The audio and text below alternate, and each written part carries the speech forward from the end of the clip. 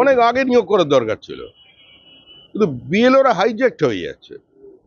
অন্য যারা প্রসেসের মধ্যে আছেন তারা কম্প্রোমাইজড হয়ে গেছেন, স্যারেন্ডার করে ফেলেছে তৃণমূল কংগ্রেসের কাছে। সাধারণ মানুষ সরকারি চাকরি করেন, একটা চাপ রাখবার ক্ষমতা তো তাদেরও আছে। কতক্ষণ সহ্য করবে, কি করবে? অসহায় অবস্থা।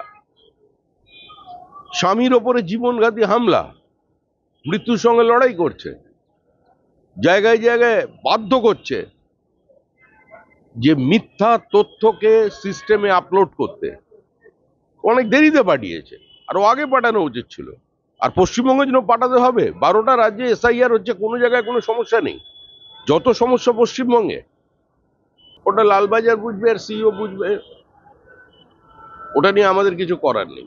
আমরা তো জ্ঞানেশ কুমারকে বলছি যে আপনি দিল্লিতে বসে থাকবেন না, আসুন বাংলায় এসে দেখুন, একটু মুর্শিদাবাদে যান, মালদায় যান, বীরভূমে যান, দক্ষিণ 24 পরগনায় যান, গোসাবায় যান, আপনারও জীবনে একটা অভিজ্ঞতা হবে।